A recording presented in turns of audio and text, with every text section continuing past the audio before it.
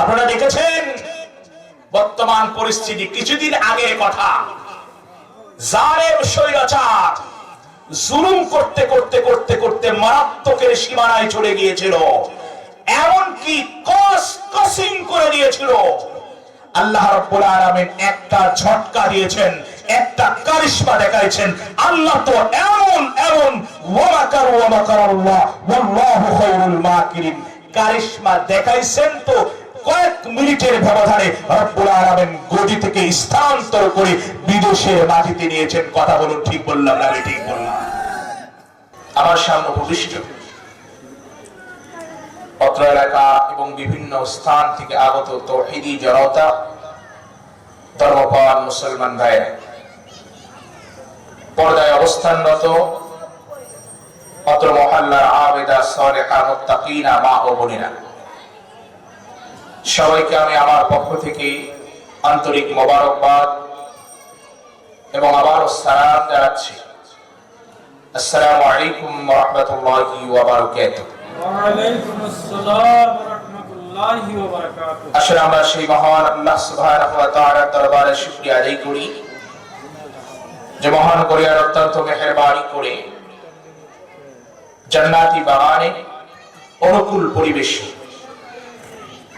গভীর রাত্রে আল্লাহ সুবহানাহু ওয়া তাআলা আমাদেরকে এই জান্নাতি বাগানের মেহমান হওয়ার মতন যিনি সুযোগ করে দিলেন, এই জন্য আমরা সম্মস্বরে আওয়াজ মিলায়া একসঙ্গে এই রাত্রিটি আল্লাহ সুবহানাহু ওয়া তাআলার দরবারে পড়ি আলহামদুলিল্লাহ। আল্লাহ পাকের প্রশংসার পরে নবী কুলের শ্রেষ্ঠ নবী মুহাম্মদ আরবী নবী, কলিজার টুকরা নবী, যিনার উপরে কিছুক্ষণ পূর্বে এই দুরূদ শরীফ পড়া হলো, আমারও হৃদয় থেকে মহব্বত উজাড় করে মনটাকে মদিনার দিকে মোতাওয়াজ্জহ করে রওজায়ে আতহারকে হৃদয়ের স্পটে তুলে আমরা নবীজির উপরে আরেকবার পড়ে নিই। সকলে একসঙ্গে পড়ি সাল্লাল্লাহু আলাইহি ওয়াসাল্লাম। সম্মানিত সুধী, কোরআনুল হাকিমের প্রথম নম্বর পারা এবং 30 নম্বর পারার দুইটা আয়াতে কারিমা আপনাদের খেদমতে তেলাওয়াত করেছি। মুহাম্মদুর রাসূলুল্লাহ সাল্লাল্লাহু আলাইহি ওয়াসাল্লামের অসংখ্য হাদিস থেকে, উপমহাদেশের বিখ্যাত 6খানা হাদিস গ্রন্থ, 6খানা হাদিস থেকে বুখারী এবং মুসলিম শরীফের দুইটা হাদিস আপনাদের সামনে পাঠ করেছি। তেলাওয়াতকৃত আয়াত, পঠিত হাদিসকে সামনে রেখে আল্লাহ সুবহানাহু ওয়া তাআলা আমার মতো ক্ষুদ্রকে যদি তৌফিক দান করেন, ইনশাআল্লাহ আপনাদের দোয়ার বদৌলতে আলোচনা রাখবো। আমার তৌফিক ইল্লা বিল্লাহ। সম্মানিত সুধী, একসঙ্গে আপনারা সবাই বলুন তো দেখি, আল্লাহ আমাদেরকে কেন দুনিয়াতে তৈরি করেছেন? আর একটু জোরে বলেন। কিন্তু আল্লাহ সুবহানাহু ওয়া তাআলা এই টার্গেট, এটাকে আমরা পূরণ করি না আংশিক পূরণ করি? কথা বলেন।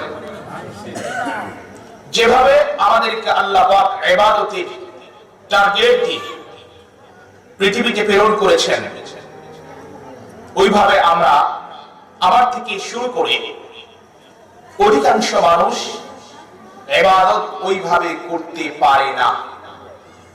তবে হ্যাঁ, এই কথা মেনে নিতে হবে, পৃথিবীর সকল ইবাদতকারীর মাপকাঠি এক না। কারণ কিছু পূর্ণ ইবাদতকারী আল্লাহর বান্দা বান্দি পৃথিবীতে রয়েছেন বলে এখনো পর্যন্ত আল্লাহ পৃথিবীর ভারসাম্য রক্ষা করে রেখেছেন। না হলে অধিকাংশ মানুষ যেভাবে গুনাহ করে, গুনাহের প্রতিযোগিতা যেভাবে করে, পৃথিবী এখনো পর্যন্ত টিকে থাকা সম্ভব নয়। আল্লাহ সুবহানাহু ওয়া তাআলা আমাদেরকে ইবাদত করার জন্য পৃথিবীতে প্রেরণ করেছেন, কিন্তু আমাদের মনের চাহিদা বাড়ি করব, গাড়ি করব, নারী নিয়ে রঙ্গ তামাশার মধ্যে মত্ত থাকবো, অথবা আমি কোন সরকারি উচ্চমানের চাকরির সঙ্গে জড়িত থাকবো,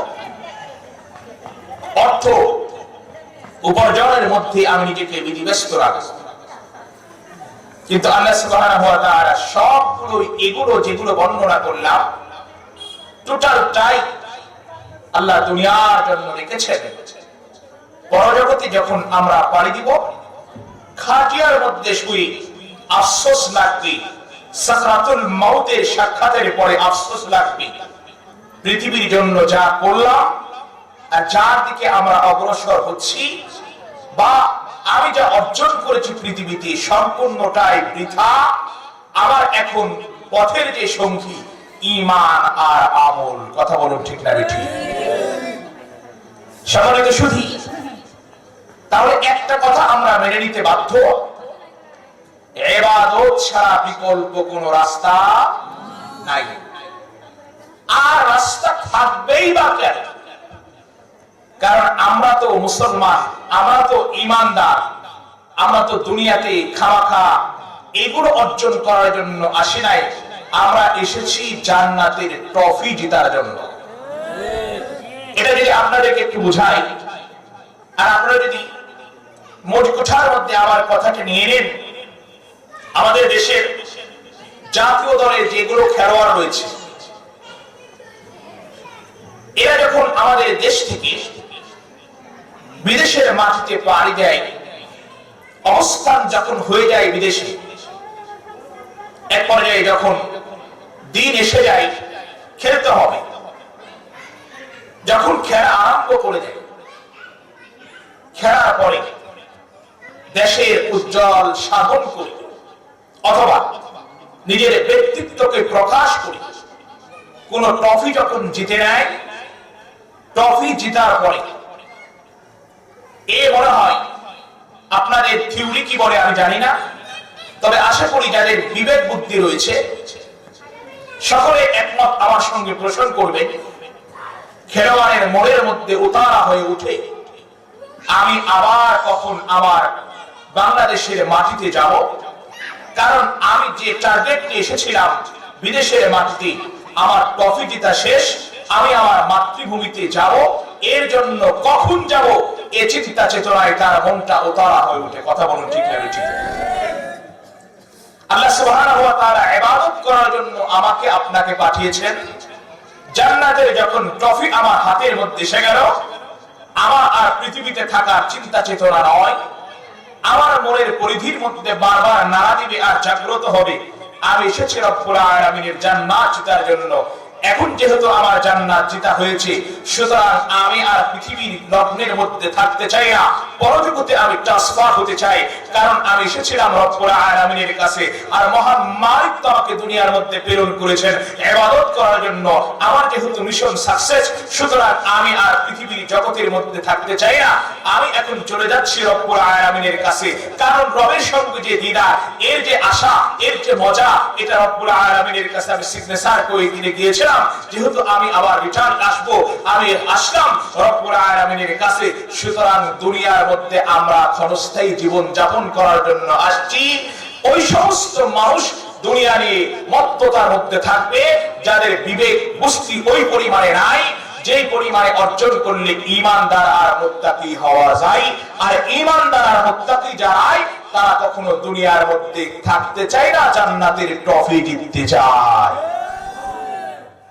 সম্মানিত সুধী, আপনারা যদি এই কথাগুলো বুঝে থাকেন, আমরা দুনিয়ার মধ্যে ইবাদত করি না, বরং মাঝে মাঝে এমন সিরিয়াস পর্যায়ে নাফরমানি করে বসি, ঈমান থাকাই আমাদের জন্য দুষ্কর। আপনি কি মনে করেন, আপনি নামাজ আদায় করলেন, রোজা আদায় করলেন, আপনি অনেকগুলো ইবাদতের মাপকাঠি তৈরি করে আপনি ইবাদত করলেন, আর নিজের থেকে মনের মণিকোঠায় আশা জাগ্রত করলেন, আমি মনে হয় জান্নাতি হয়ে গিয়েছি। মুসলমান কখনো নয়, কারণ আমি এমন নাফরমানি করে বসেছি আল্লাহ পাকের কাছে, যার কারণে আমার আগের ইবাদতগুলো নষ্ট হয়েছে, এমনকি সামনেরটা কবুল হবে কিনা এটার কোনো সম্ভাবনা নয়, বরং এমনও হতে পারে সামনেরটাও আবার নষ্ট হতে পারে। আচ্ছা, আপনারা বাবার মানুষ কি বুঝবেন আমি জানি না, করস চিনেন তো? এটা যদি মাটির হয় চিনেন তো, যার মধ্যে গুড় দীর্ঘদিন পর্যন্ত সংরক্ষণ করা যায়।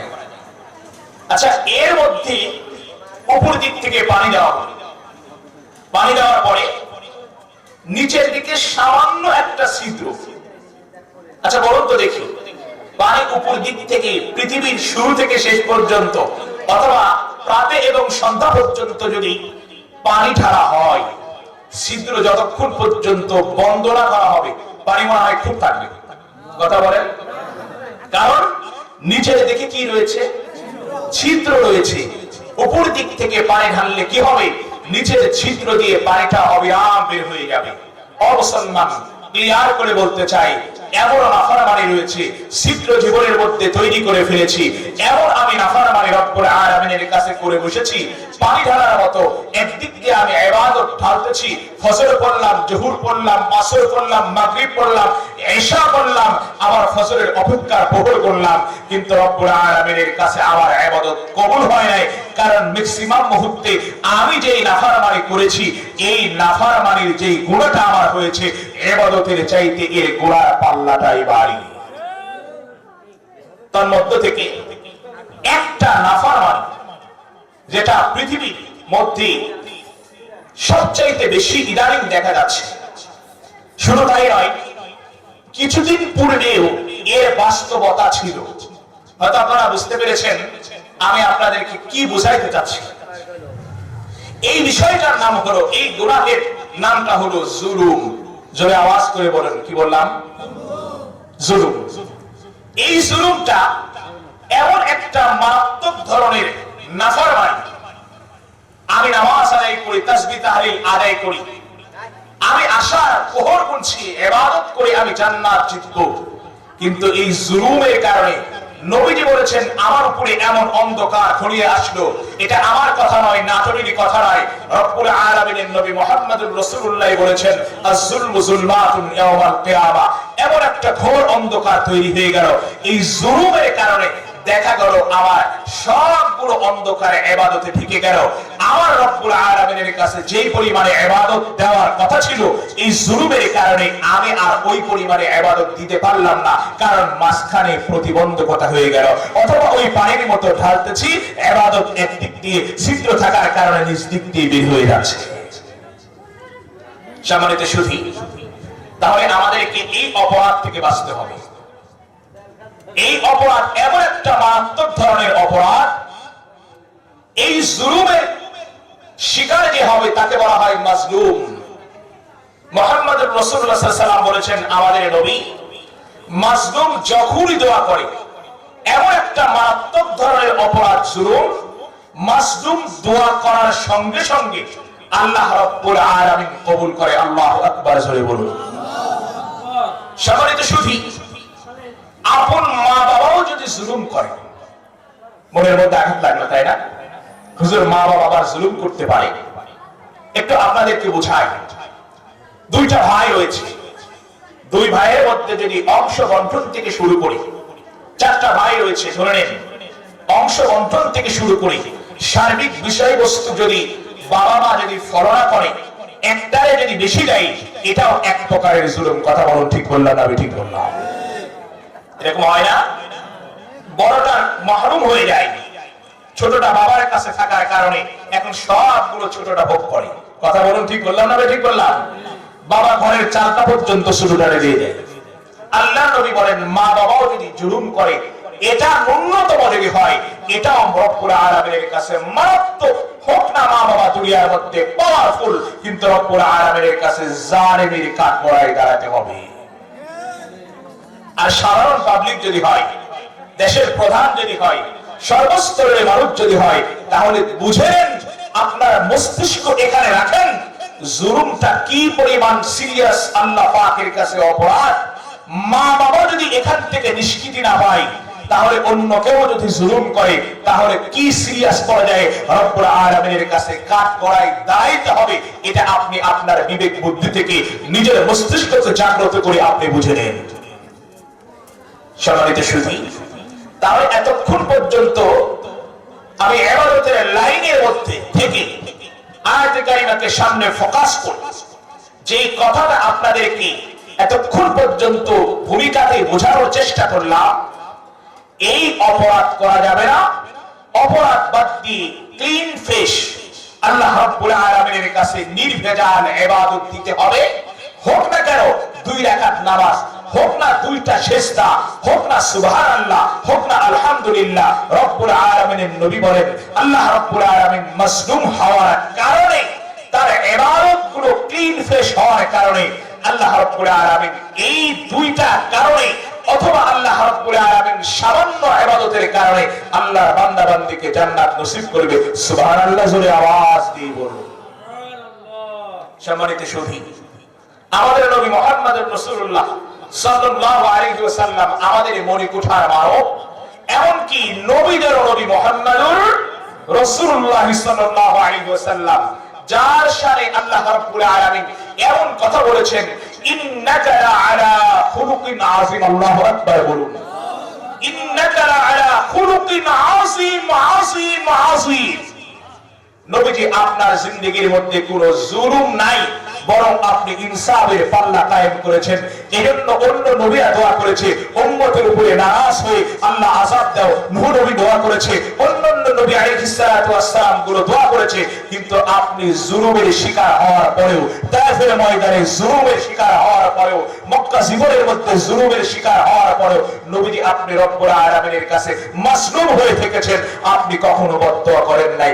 এজন্য ওগো নবী মুহাম্মদুর রাসূলুল্লাহ, আপনার চরিত্রের স্বীকৃতি আর দুনিয়াবাসীর দেওয়ার প্রয়োজন নাই, আমি রব্বুল আলামিন নিজেই দিই। নিশ্চয় আপনার চরিত্র হলো উত্তম চরিত্র, খুলুকুল আযীম। আল্লাহু আকবার, সুবহানাল্লাহ জোরে বলুন সুবহানাল্লাহ। সম্মানিত সুধী, আমাদের নবী মুহাম্মদুর রাসূলুল্লাহ সাল্লাল্লাহু আলাইহি ওয়াসাল্লামের জীবনের 2টা অধ্যায় আমাদেরকে মনে রাখেন।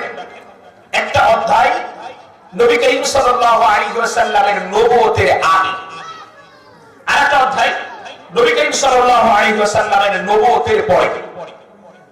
নবুয়তের আগে নবী আলাইহিস সালাতু ওয়াস সালাম এখানে আল্লাহ পাকের পক্ষ থেকে কোনো বার্তা পাননি।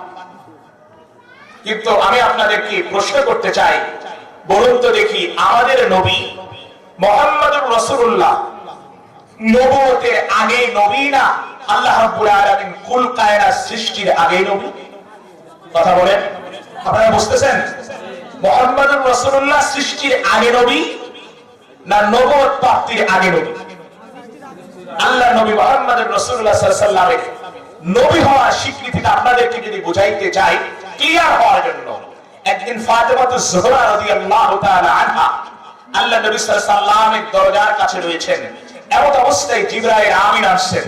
আল্লাহ নবী সাল্লাল্লাহু আলাইহি ওয়াসাল্লামের সঙ্গে সাক্ষাতের জন্য জিবরাইল যেহেতু ঢুকে গিয়েছেন, ডাক দিয়েছেন, ফাতেমাতুজ জোহরা ছোট্ট বিয়ে দরজাটা ওপেন করে দিয়েছেন। এমন অবস্থায় দেখে লম্বা একটা মানুষ ওইখানে দাঁড়িয়ে রয়েছে। ফাতেমা গিয়ে আব্বা আমাদের নবী মুহাম্মদুর রাসূলুল্লাহকে জড়ায় ধরছেন। নবী করিম সাল্লাল্লাহু আলাইহি ওয়াসাল্লাম বলে, কি হলো মা, কেন ভয় পাইলে?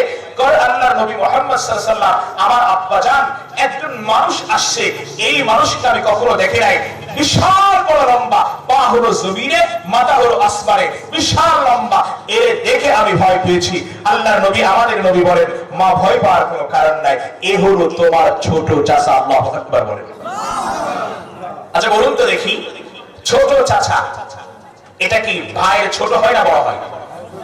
ভাইয়ের ছোট হয়। জিবরাইল আমিন মোর মাইন্ডের মধ্যে নিয়েছেন, ওগো নবী মুহাম্মদুর রাসূলুল্লাহ, আপনি আমারে ছোট ভাই বানাইলেন, এটা আবার কেমন হলো? কারণ আমি তো, কিছু মনে করবেন না, সাইয়্যিদুল মালায়েকা, সমস্ত ফেরেশতাদের সর্দার কে? জিবরাইল আমিন। জিবরাইলের মর্যাদা কেন সাইয়্যিদ? আপনারা দেখেছেন বর্তমান পরিস্থিতি, কিছুদিন আগের কথা, জালেম স্বৈরাচার জুলুম করতে করতে করতে করতে মারাত্মকের সীমানায় চলে গিয়েছিল, এমনকি কসিং করে দিয়েছিল। আল্লাহ রাব্বুল আলামিন একটা ঝটকা দিয়েছেন, একটা কারিশমা দেখাইছেন। আল্লাহ তো এমন এমন ওয়া মাকারু ওয়া মাকারাল্লাহ ওয়াল্লাহু খায়রুল মাকিরিন কারিশমা দেখাইছেন, তো কয়েক মিনিটের ব্যবধানে রব্বুল আলামিন গদি থেকে স্থানান্তর করে বিদেশের মাটিতে নিয়েছেন। কথা বলুন, ঠিক বললাম না ঠিক বললাম? মুসলমান কি বুঝলেন? এটা কি মনে করেছেন? জুলুম এমন একটা মারাত্মক ধরনের অপরাধ, কখনো নবী সাল্লাল্লাহু আলাইহি ওয়াসাল্লাম শিক্ষা দিয়েছেন কখনো তুমি জালেমকারী হও না, বরং তুমি মাসলুম হও। মাসলুম হবে তো দোয়া করবে হৃদয়ের মণিকোঠা থেকে, বলতে দেরি রব্বুল আলামিন সঙ্গে সঙ্গে কবুল করবে। আল্লাহু আকবার, জোরে বলুন। এইজন্য মুসলমান, আপনি হন না কেন বাবা, আপনি হন না কেন মা, খবরদার আপনি জালেমের কাজ করার মধ্যে যেন না দাঁড়ান। আপনি যদি দাঁড়াইতে থান, ইনসাফের কাজ করার মধ্যে দাঁড়ান, আল্লাহ রাব্বুল আলামিনের সাহায্য এসে যাবে। আপনারা জানেন আল্লাহ নবী মুহাম্মদ সাল্লাল্লাহু আলাইহি ওয়াসাল্লাম কূপ থেকে যখন পানি উঠাইতেছিলেন, কাদের জন্য? দুইজন ব্যক্তির জন্য, হাসান আর হুসাইনের জন্য। নবীজির কাছে আবদার করেছিলেন, নবীজি আমাদের ক্ষুধা লেগেছে। নানা, আল্লাহ নবী সাল্লাল্লাহু আলাইহি ওয়াসাল্লাম রশি দিয়ে পানি তুলতেছিলেন। এমন অবস্থায় ইহুদি এসে দেখলো যে রশিটা ছেড়ে মুহাম্মাদের হাত থেকে নিচের মধ্যে পড়েছে। একটা থাপ্পড় দিয়েছে কাকে? আমাদের নবী মুহাম্মদের রাসূলুল্লাহ সাল্লাল্লাহু আলাইহি ওয়াসাল্লাম কি। আপনারা জানেন, কিন্তু আল্লাহর নবী মুহাম্মদ সাল্লাল্লাহু আলাইহি ওয়াসাল্লাম কি ইহুদিরে থাপ্পড় দিয়েছিলেন? কথা বলেন না কেন? আল্লাহর নবী কি জালেম হয়েছিলেন? আল্লাহ নবী সাল্লাল্লাহু আলাইহি ওয়াসাল্লাম কি আরেকটা থাপ্পড়ের বিনিময়ে দুইটা আরো দিয়েছিলেন? আল্লাহর নবী তা করে নাই। আল্লাহ নবী সাল্লাল্লাহু আলাইহি ওয়াসাল্লাম হাতটা ধরে বলে, ভাই মনে হয় তোমার হাতের মধ্যে মারাত্মক ধরনের আঘাত, এই হাত দিয়ে করেছো। আমার হাতের মধ্যে মনে হচ্ছে তোমার হাতের মধ্যে এই আঘাতের কারণে অনেকটা ব্যথা লাগছে। ও ভাই, তুমি আমারে মাফ করে দাও। আল্লাহু আকবার, জোরে বলুন। ইহুদি বলে, হায় রে, মানলাম তোকে, আমি মুহাম্মাদের গালের মধ্যে লাগবে। অথচ মুহাম্মদ হাত ধরে বলছে, না না না, তোমার হাতের মধ্যে লাগছে, এটা আর কোন সাধারণ মানুষ হতেই পারে না। ইনি অবশ্যই আমিনার যোগ্য পুত্র, মদিনার বড় দুলাল মুহাম্মদুর রাসূলুল্লাহ। ও মুহাম্মদ, আমি আর এক বিন্দু দেরি করতে চাই না। আপনার এই জুলুম থেকে নিষ্কৃতি হওয়ার বিষয়টা আমি এমন ফোকাসের মধ্যে নিলাম, কারণ আপনি তো জুলুমে আক্রান্ত হয়েছেন, আমি তো জালেম, অথচ আপনি আমারে বানাইলেন মাসলুম, আপনি আমারে বানাইলেন জালেম, আপনি আমারে বানাইলেন মাসলুম। ও মুহাম্মদুর রাসূলুল্লাহ, বিস্তারিত বিবরণের উপরে আমি বুঝতে পারলাম আপনি হলেন মুহাম্মদুর রাসূলুল্লাহ। সুতরাং আপনি আমারে পড়াই দেন লা ইলাহা ইল্লাল্লাহ মুহাম্মাদুর রাসূলুল্লাহ। বাবার ভাই একটু চিৎকার করে সুবহানাল্লাহ বলুন। কি বুঝলেন?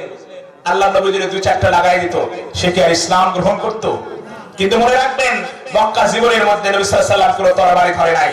কিন্তু যেই না মাদানী জীবনের মধ্যে আসছে, লিমিটেড কসিম যখন হয়ে গিয়েছে, জালেমের যখন স্বীকৃতি যখন পৃথিবীর মধ্যে বাস্তবায়ন হয়ে যাচ্ছে, এই শিকড়কে আকাশকে উঠানোর জন্য আল্লাহ নবী সাল্লাল্লাহু আলাইহি ওয়াসাল্লামের কাছে তার মেসেঞ্জার হয়ে জিবরাইল আমিন বলে, ও মুহাম্মদ, মক্কার মধ্যে আপনি জালেমের শিকার হয়েছেন, আপনি কি শুধুমাত্র মাসলুম হয়ে থাকবেন? এবার নাঙ্গা তরবারি ধরেন, এবার আপনি তরবারি দিয়ে আক্রমণ করেন, যেহেতু আপনি আক্রান্ত হয়েছেন।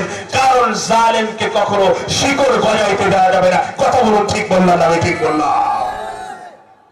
সুতরাং মুসলমান ভাইরা, ইনশাআল্লাহ আমরা চেষ্টা করব মাজলুমের কাতারে আসার জন্য। তবে যখন শিকড় গজাইতে থাকবে, 5 তারিখের মতো একটু শিকড়কে উঠায় দিতে হবে। কথা বলুন, ঠিক বললাম না আমি ঠিক বললাম? আপনারা বুঝতেছেন? সম্মানিত সুধী, আল্লাহ নবী মুহাম্মদুর রাসূলুল্লাহ সাল্লাল্লাহু আলাইহি ওয়াসাল্লাম এটা নয়, বিশ্বনবী সাল্লাল্লাহু আলাইহি ওয়াসাল্লাম আপনারা জানেন উহুদের প্রান্তরে আল্লাহ নবী সাল্লাল্লাহু আলাইহি ওয়াসাল্লাম জালেমের শিকার হয়েছেন। বিশেষ করে আমরা যেটাকে ফোকাস করি, কিতাবুল মাগাজির মধ্যে বুখারী শরীফের খণ্ড নম্বর 2 এর মধ্যে যার সূচনা হলো কিতাবুল মাগাজি, এই অধ্যায়ের মধ্যে সবচেয়ে হাইলাইট যেটা হয়েছে, যে যুদ্ধটা, এই যুদ্ধটার নাম হলো বদরের যুদ্ধ। আপনারা জানেন, আমার তো মনে হয় অজানা কেউ নয়, বদরের প্রান্তরের মধ্যে আল্লাহ নবী সাল্লাল্লাহু আলাইহি ওয়াসাল্লামের কাছে কতজন সাহাবী ছিল? কথা বলুন। 313। আর ওই দিক দিয়ে কাফেরের যে সৈন্য বাহিনী ছিল হাজার হাজার। আল্লাহ নবী মুহাম্মদ রাসূলুল্লাহ সাল্লাল্লাহু আলাইহি ওয়াসাল্লাম কাতার আরম্ভ করছেন। নামাজের যেমন কাতার হয়, তৎকালীন যুদ্ধের মধ্যে কাতার বন্দী হতো এবং এটা সুন্নত। কাতার বন্দী করে যিনি আমির থাকবেন সে কাতারের মধ্যে ঘোরাফেরা করবে এবং দেখবে আক্রমণ করার জন্য পুরাটা প্রস্তুতি গ্রহণ হয়েছে কিনা। মুসলমান ভাইরা আমার, বিশ্ব নবী মুহাম্মদুর রাসূলুল্লাহ বদরের প্রান্তরের মধ্যে কাতার আরম্ভ করে দিয়েছেন। আল্লাহর নবী মুহাম্মদুর রাসূলুল্লাহ সকল যুদ্ধের মধ্যে অংশগ্রহণ করেন না। মাঝে মাঝে নবীজি মুহাম্মদুর রাসূলুল্লাহ সেনাপতি নিযুক্ত করে যুদ্ধের ময়দানে পাঠাইতেন। আবার পরিস্থিতি বুঝে আল্লাহর নবী মুহাম্মদুর রাসূলুল্লাহ আমাদের নবী মাঝে মাঝে আবার যুদ্ধের ময়দানে নিজেই সেনাপতির দায়িত্ব গ্রহণ করতেন। বিশ্ব নবী মুহাম্মদুর রাসূলুল্লাহ কাতার বন্দী করা আরম্ভ করেছেন। মুসলমান ভাইরা আমার, একজন খালি গায়ে একজন সাহাবী গ্রাম্য থেকে এসেছে। গ্রাম্য সাহাবী মাঝখান দিয়ে লাফালাফি করে কাতারের ডানে যায় বামে যায়, বারবার একবার সামনে একবার পিছনে যায়। কারণ মুসলমান দেখবেন গ্রামের মানুষগুলো একটু আড়াভোলা হয়। যেমন আমরা হাদিসের মধ্যে পাই, আল্লাহর নবী মুহাম্মদুর রাসূলুল্লাহর সবচাইতে দামি হলো মসজিদে নববী। ওখানেও গ্রাম একজন সাহাবী এসে বিশ্ব নবী মুহাম্মদুর রাসূলুল্লাহর সামনে দাঁড়ায়া পেশাব করে দিয়েছেন দাঁড়ানো অবস্থায়। সাহাবীরা গরম হয়েছেন। আল্লাহর নবীর সামনে দাঁড়ায়া পেশাব করা হলো। বিশ্ব নবী মুহাম্মদুর রাসূলুল্লাহ, বন্ধুরা আমার বুঝুন, আল্লাহ নবী সাল্লাল্লাহু আলাইহি ওয়াসাল্লাম ডাক দিয়ে বলে, সাহাবীরা তোমরা জালেম হয়ো না, বরং সে যেহেতু ভুল করেছে যাও যাও বালতি ভরে পানি আনো। আল্লাহ নবী সাল্লাল্লাহু আলাইহি ওয়াসাল্লাম নিজেই বালতি দিয়ে পানি ঢেলে দিয়েছেন। অথচ মুহাম্মদুর রাসূলুল্লাহর জন্য বন্ধুরা আমার কুল খায়রাত আল্লাহ পাক বাড়াইছেন। অথচ যিনি পানি ঢালেন তিনি হলেন মুহাম্মদুর রাসূলুল্লাহ। অথচ বন্ধুরা আমার, নবীজি ইচ্ছা করলে একটা আক্রমণ করতে পারতেন, সাহাবীদেরকে নবীজি প্রোটেকশন দেয় না। গ্রাম্য সাহাবী বুঝতে পারে নাই এইখানে পোশাক করেছে, পোশাকের স্থানটা বুঝে না। আল্লাহ নবী সাল্লাল্লাহু আলাইহি ওয়াসাল্লাম শিক্ষা দিলেন, তাওয়াক্কুল দিলেন। এই জন্যই তো নবীজি মুহাম্মদুর রাসূলুল্লাহকে সম্বোধন করে কাফেররা বলেছিল, এমন মুহাম্মদ মুসলমান বুঝুন। সাহাবীরা সম্বোধন করে বলেছিল গ্রাম্য থেকে, এমন কি ইহুদিরা যোগ লাগায়া বলেছিল, মুহাম্মদ তো এমন একজন নবী, সে নবী মুহাম্মদ, সে তো মানুষকে পেশাবখানা পায়খানা করা পর্যন্ত শিখায়। সাহাবীরা গর্ব করে বলেছিল, হা হা হা, আমাদের নবী মুহাম্মদুর রাসূলুল্লাহ এমন একজন নবী, আল্লাহর নবী মুহাম্মদুর রাসূলুল্লাহ কেমনে পেশাব করতে হবে এটা পর্যন্ত শিখাই। শুধু তাই নয়, আল্লাহ নবী সাল্লাল্লাহু আলাইহি ওয়াসাল্লাম পেশাব করার মধ্যে কিভাবে ঢুকতে হবে, বের হতে হবে, গোসল কেমনে করতে হবে, এক কথায় শরীয়তের সকল বিধিবিধান আমাদের নবী মুহাম্মদুর রাসূলুল্লাহ শিখায়। এই জন্যই তো আমাদের নবী মুহাম্মদুর রাসূলুল্লাহ নিজের প্রতি সম্বোধন করে একটা শব্দ চয়ন হাদিসের মধ্যে এসেছে। আল্লাহর নবী নিজেই বলেছেন, বুইস্তু মুআল্লিমান। আল্লাহ নবী মুহাম্মদুর রাসূলুল্লাহ বলেন, আমাকে আল্লাহ রাব্বুল আলামিন শিক্ষক স্বরূপ পাঠাইছে। জোরে জোরে বলুন না সুবহানাল্লাহ। বলুন তো কি মুহাম্মদুর রাসূলুল্লাহ যদি ছাত্র হয়, শিক্ষক কে? আর একটু জোরে বলুন, শিক্ষক কে? আল্লাহ রাব্বুল আলামিন যার ব্যাপারে বন্ধুরা আমরা 5 ওয়াক্ত নামাজ শুধু নয়, নফল নামাজ থেকে শুরু করে ফার্স্ট রাষ্ট্রের যতগুলো নামাজ রয়েছে সব জায়গার মধ্যে বন্ধুরা আমার আল্লাহ রাব্বুল আলামিনের সাক্ষী দেই আমরা পড়ি আলহামদুলিল্লাহি রাব্বিল আলামিন। আমার সঙ্গে একটু সুর মিলায় পড়ুন, আলহামদুলিল্লাহি রাব্বিল আলামিন, আর রহমানির রহিম, মালিক ইয়াউমিদ্দিন। তার মানে বন্ধুরা আমার, মালিক ইয়াউমিদ্দিন, পৃথিবী এবং যা কিছু আছে সবগুলোর মালিক যিনি রব্বুল আলামিন, তিনি হলেন আমাদের নবী মুহাম্মদুর রাসূলুল্লাহ সাল্লাল্লাহু আলাইহি ওয়াসাল্লামের শিক্ষক। আর আমাদের শিক্ষক হলো আমাদের নবী মুহাম্মদুর রাসূলুল্লাহ সাল্লাল্লাহু আলাইহি ওয়াসাল্লাম। মুসলমান বন্ধুরা আমার, কি বুঝাইতেছিলাম, কি মনের মধ্যে নিলেন আমি জানতে চাই। একটা কথা মুসলমান আপনাদেরকে ক্লিয়ার করার চেষ্টা করছি, আল্লাহ নবী মুহাম্মদুর রাসূলুল্লাহ এমন একজন নবী, আল্লাহ নবী সাল্লাল্লাহু আলাইহি ওয়াসাল্লাম কখনো জুলুম করে নাই, তিনি পর্যন্ত মাজলুম হয়েছেন। অথচ কুল কায়নাত আল্লাহ রাব্বুল আলামিন নবী মুহাম্মদুর রাসূলুল্লাহর জন্য বানাইছেন। আল্লাহ নবী সাল্লাল্লাহু আলাইহি ওয়াসাল্লাম যখন কাতারবন্দি করার জন্য এক পর্যায়ে বন্ধুরা আমার উত্তেজনা রক্ষা করে আল্লাহ নবী সাল্লাল্লাহু আলাইহি ওয়াসাল্লাম ওই সাহাবীর পেটের মধ্যে একটা নবীজির হাতে লাঠি থাকতো, ওই লাঠি দিয়ে একটা গোতা লাগাই বদরের প্রান্তরে মুহাম্মদুর রাসূলুল্লাহর গোতা খাওয়ার পরে সাহাবী একটু পিছনের দিকে যায়, কারণ নবী সাল্লাল্লাহু আলাইহি ওয়াসাল্লামের উদ্দেশ্য হলো যুদ্ধের ময়দানে উত্তেজনা ঠিক আছে কিন্তু বেশি উত্তেজনা ভালো নয়। মুসলমান বন্ধুরা আমার, নবী মুহাম্মদুর রাসূলুল্লাহ লাঠির একটা গোতা লাগাই, সাহাবী বড় চালাক ও মুসলমান পাবনার ভাইরা খেয়াল করেন, আল্লাহ নবী মুহাম্মদুর রাসূলুল্লাহ গোতা খাওয়ার পরে কাতার যখন পূর্ণ হয়ে যায়, এবার পিছন দিক থেকে সাহাবী এসে বলে, ও মুহাম্মদ আপনি আমার উপরে জুলুম করেছেন, কারণ আপনি যেহেতু আমার পেটের মধ্যে লাঠির গোতা দিয়েছেন, ও মুহাম্মদ আপনি বিশ্ব নবী হওয়ার পরে কেন আমার পেটের মধ্যে গোতা লাগাইছেন?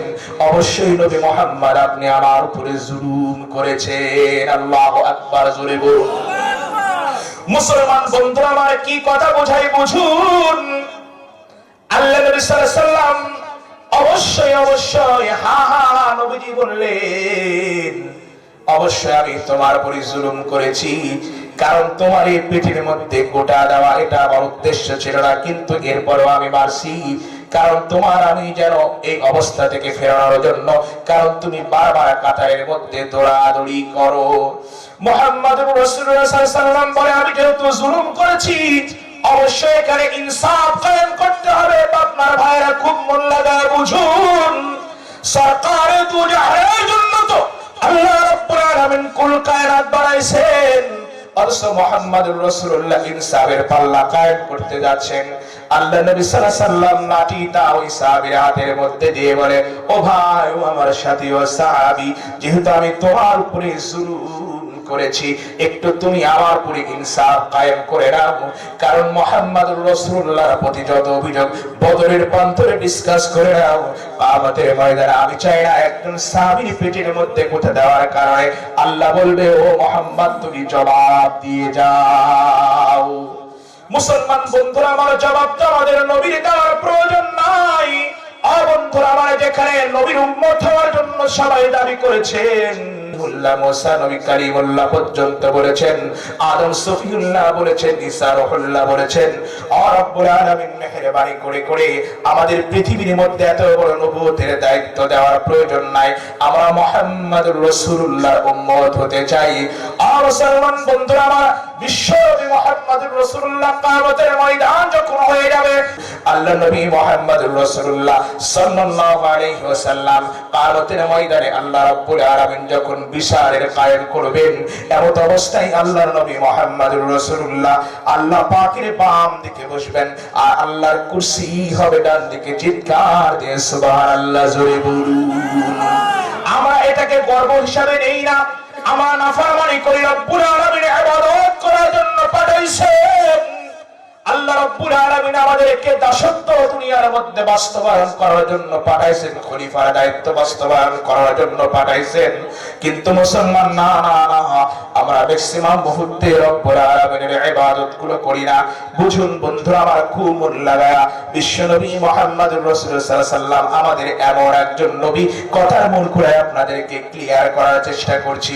আল্লাহ রাব্বুল আলামিন বিচারের ফয়সালা করার জন্য মুহাম্মদুর রাসূলুল্লাহর যখন উম্মত আসবে, বন্ধুরা আমার বুঝুন, আল্লাহ রাব্বুল আলামিন বাম পাশে মুহাম্মদুর রাসূলুল্লাহর একটা গোতা দিবে, একটু সংকেত দিবে, একটু চিৎকার দিয়ে আল্লাহু আকবার জোরে বলুন। আরো জোরে আল্লাহু আকবার বলুন। তার মানে মুহাম্মদুর রাসূলুল্লাহর বোঝায়, ও মুহাম্মদ আপনার উম্মতের ব্যাপারে আপনার ফয়সালা কি?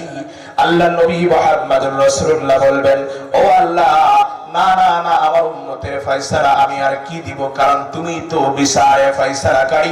বন্ধুরা আমার, এই জন্যই তো বুখারী শরীফের শেষ হাদিস, কালিমাতানি হাবিবাতানি ইলার রহমান খফিফাতানি আলাল লিসান সাকিলাতানি ফিল মিজান সুবহানাল্লাহি ওয়া বিহামদিহি ওয়া সুবহানাল্লাহিল মাওয়াজিন, মাওয়াজিনুল কিসত, এই শব্দ এসেছে বুখারী শরীফের শারহ হাদিসের মধ্যে, যেটা দিয়ে বন্ধুরা আমার খতমে বুখারী হয়।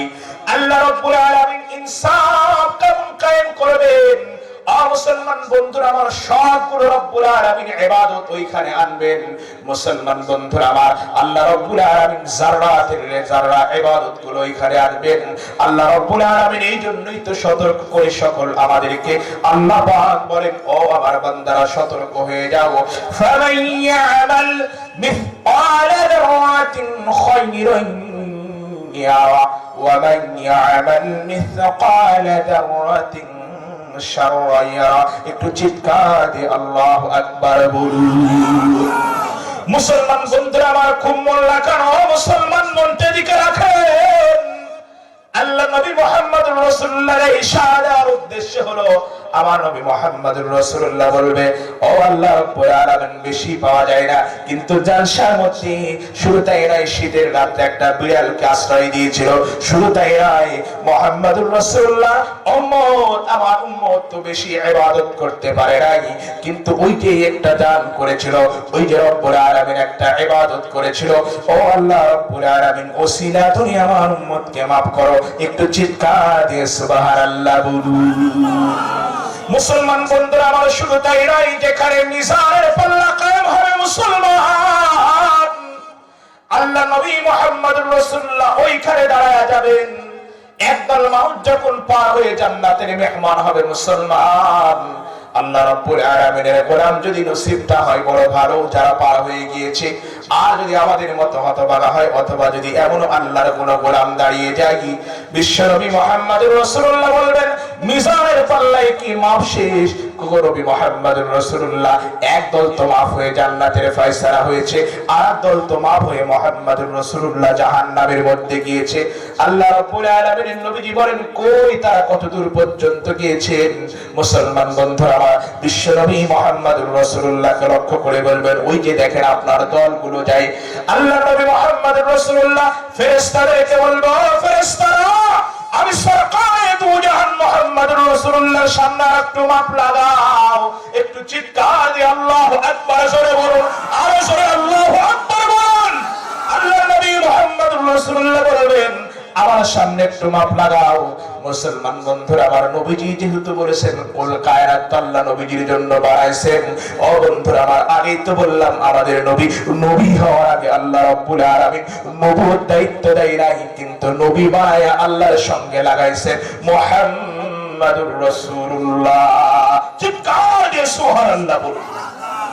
মুসলমান বন্ধুরা আমার, আল্লাহর নবী মুহাম্মদুর রাসূলুল্লাহ সাল্লাল্লাহু আলাইহি ওয়াসাল্লামের সামনে যখন মাপজোপ আরম্ভ হয়ে যাবে, বিশ্বনবী মুহাম্মদুর রাসূলুল্লাহ পকেট থেকে কি যেন একটা বের করে ওই মিজানের পাল্লার মধ্যে রাখবে। দেখা যাবে যাদেরকে মাফ করা হয়েছিল জাহান্নামী হওয়ার জন্য, অটোমেটিক্যালি তারা জান্নাতে। সুবহানাল্লাহ জোরে বলুন। বন্ধুরা আমার, খুব মন লাগা শুনুন। ফেরেশতা আশ্চর্যান্বিত হয়ে যাবে, কি হলো? মিজানের পাল্লাই তো কখনো মিসিং হওয়ার কথা নাই। এটা বন্ধুরা আমার, দুনিয়ার কোনো মাপ নাই, মিসিং তো হওয়ার কোনো সম্ভাবনা নাই। বিশ্বনবী মুহাম্মদুর রাসূলুল্লাহ সাল্লাল্লাহু আলাইহি ওয়াসাল্লাম বলেন, আহা, তোমরা আবার কি মাপলে? আমি তো দেখতেই পাইলাম মাপের মধ্যে ভুগিযোগী। একটু আল্লাহু আকবার জোরে বলুন। আর বন্ধুরা আমার, এই জন্যই তো আল্লাহ বলেন, ওয়া মা আরসালনাকা ইল্লা রাহমাতাল লিল আলামিন। আল্লাহু আকবার জোরে আওয়াজ করে বলুন। মুসলমান বন্ধুরা আমার, আল্লাহ রাব্বুল আলামিনের নবীজি যখন বলবেন, ফেরেশতা বলবে, রব্বুল আলামিনের নবী সরকার মুহাম্মদুর রাসূলুল্লাহ কি হলো? আমরাও তো বুঝতে পারলাম না। বন্ধুরা আমার, যেটা আমরা পেয়েছি, বিশ্বনবী ওইখান থেকে প্রবর থেকে যেই শব্দ দুইটা রাখবেন, সেই দুইটা হলো আর রহমান আর রহিম। চিৎকার দিয়ে সুবহানাল্লাহ জোরে বলুন। মুহাম্মদুর রাসূলুল্লাহ সাল্লাল্লাহু আলাইহি ওয়াসাল্লাম এই যে রহমান আর রহিম রাখবেন, আল্লাহ রাব্বুল আলামিনের দুইটা পাওয়ার ইনাম রাখার সঙ্গে সঙ্গে আল্লাহ রাব্বুল আলামিনের দয়ার খাতিরে পাল্লা ভারী হয়ে যাবে। আল্লাহ রাব্বুল আলামিন গুনাহগার উম্মতগুলোকে জান্নাতের ফয়সালা করবেন। আর একটু আপনার ভাইরা জোরে আওয়াজ করে সুবহানাল্লাহ বলুন। মুসলমান বন্ধুরা আমার, যেই কথাটা বলতেছিলাম, মোর যেখানে আমি রেখেছিলাম, বিশ্বনবী মুহাম্মদুর রাসূলুল্লাহ সাল্লাল্লাহু আলাইহি ওয়াসাল্লাম বলে, হ্যাঁ, উপরে যেহেতু জুলুম হয়েছে, ও ভাই তুমি আমার সঙ্গে ডিসকাস করে নাও, পাল্লা পাল্লা সমান করে নাও, কারণ আমি চাই না জালিমের কাঠগড়ায় দাঁড়াইতে। আল্লাহর নবী মুহাম্মদুর রাসূলুল্লাহ কাঠগড়ার মধ্যে দাঁড়াইতে চাই না, কারণ জালিমের পাল্লা বড় মারাত্মক হয়ে যাবে। আল্লাহ নবী সাল্লাল্লাহু আলাইহি ওয়াসাল্লামের এই সাহাবী کرام মুসাহাবী বলবো, নবী মুহাম্মদুর রাসূলুল্লাহ মনে হয় কি আপনার, আপনি যখন আমারে আঘাত করেছিলেন পেটের মধ্যে লাথি দিয়ে, গো মুহাম্মদ আমার গায়ের মধ্যে কোনো জামা ছিল না, ও মুহাম্মদ আপনার গায়ের মধ্যে তো জামা দেখা যায়, মুহাম্মদ কোন জামা অবস্থায় তো আমি এই ফয়সালা করতে পারি না, কারণ কিসাস তো হলো ইমানি ফয়সালা, হলো শরীয়তের বিধি বিধান হলো সমানে সমান হতে হবে। কথা বলুন, ঠিক বললাম না ঠিক বললাম? আবার এটা ভাবেন না যে লোহায় লবণ সমান সমান, আমরা যেগুলো ছিল কি ছিল না, হায় হায় হায় হায়, লোহায় লবণ সমান সমান, এটা কি কখনো মানা যায়? কথা কন না কেন? ভাঙ্গারে যে কত টাকা নিয়ে গেছে আল্লাহ বাকি ভালো জানেন।